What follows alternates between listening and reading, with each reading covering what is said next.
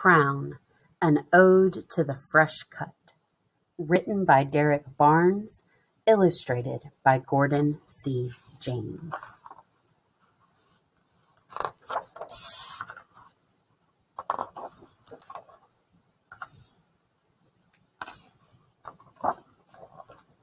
When it's your turn in the chair, you stand at attention and forget about who you were when you walked through that door.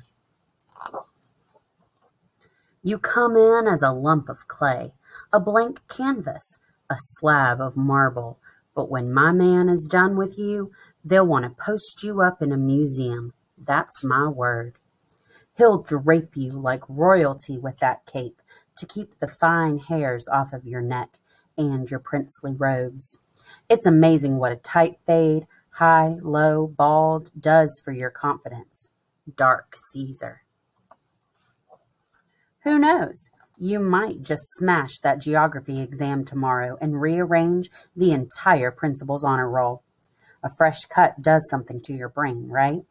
It hooks up your intellectual. You're a star, a brilliant, blazing star. Not the kind that you'll find on a sidewalk in Hollywood. Nope, they're going to have to wear shades when they look up to catch your shine. He'll lean you back in the chair, dab that cool shaving cream on your forehead, then craft a flawless line with that razor. Slow, steady, surgical. It frames your swagger. The cute girl in the class across the way won't be able to keep her pretty eyes off of you. Her friends will giggle and whisper, "Girl, he's so fine." Yeah, that's what they'll say. The whole school will be seasick from the rows and rows of ripples. You'll have more waves on your head than the Atlantic Ocean. Shout out to my do-rag and Patience.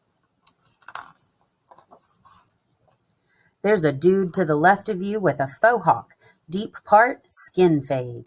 He looks presidential. Maybe he's the CEO of a tech company that manufactures cool. He's a boss. That's how important he looks. Dude to the right of you looks majestic. There are thousands of black angels waiting to guide and protect him as soon as he steps a foot out that door. That's how important he looks. There's a dude standing in the mirror that can't get over the masterful designs crafted on the side of his dome.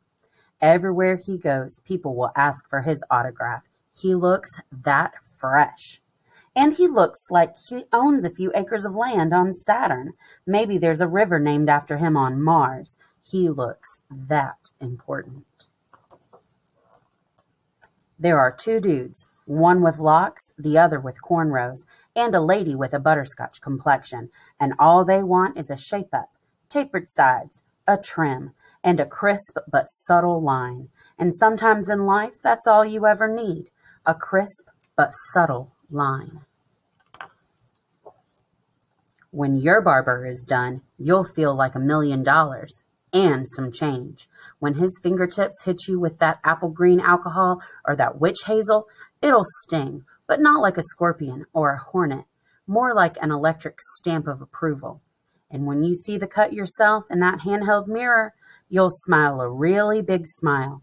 That's the you that you love the most. That's the you that wins everything. That's the gold medal you. Every person in the shop will rise to their feet and give you a round of applause for being so fly. Not really, but they'll look like they want to. You'll see it in their eyes. It's the look your English teacher gives you when she hands you your last test with a bright red 97 slapped on it. It's how your mother looks at you before she calls you beautiful. Flowers are beautiful. Sunrises are beautiful. Being viewed in your mother's eyes as someone that matters, now that's beautiful. And you'll take it. You don't mind at all. Finally, he'll remove your cape, then swipe you down with a brush made from a golden horsetail. You'll put the money in his hand without even expecting change back. Tip that man. Tip that man. It was worth it. It always is. You know why? Because you'll leave out of the shop every single time feeling the exact same way. Magnificent, flawless, like royalty. Hello, world.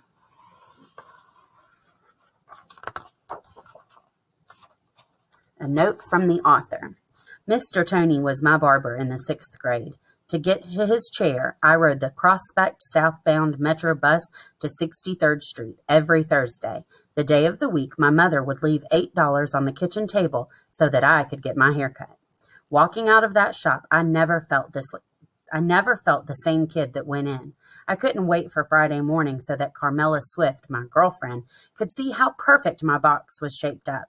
I knew she'd bug out about the 2 parts on the right side of my head, which, in my mind, made me look like Big Daddy Kane. There was no way she'd resist my ruler straight hairline, a precise frame for my smiling brown 11-year-old face. That fresh cut made you more handsome. It made you smarter, more visible, and more aware of every great thing that could happen in your world.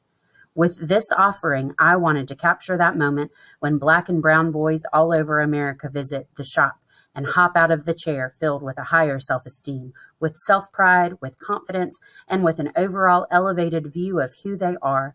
The fresh cuts, that's where it all begins. It's how we develop swagger, and when we begin to care about how we present ourselves to the world. It's also the time when most of us become privy to the conversations and company of hardworking black men from all walks of life. We learn to mimic their tone, inflections, sense of humor, and verbal combative skills when discussing politics, women, sports, our community, and our future. And really, other than the church, the experience of getting a haircut is pretty much the only place in the black community where a black boy is tended to, treated like royalty. Crown, an ode to the fresh cut, focuses on the humanity, the beautiful, raw, smart, perceptive, assured humanity of black boys, sons, brothers, nephews, grandsons, and how they see themselves when they highly approve of their reflections in the mirror. Deep down inside, they wish that everyone could see what they see, a real life, breathing, compassionate, thoughtful, brilliant, limitless soul that matters, that desperately matters. We've always mattered. Derrick Barnes.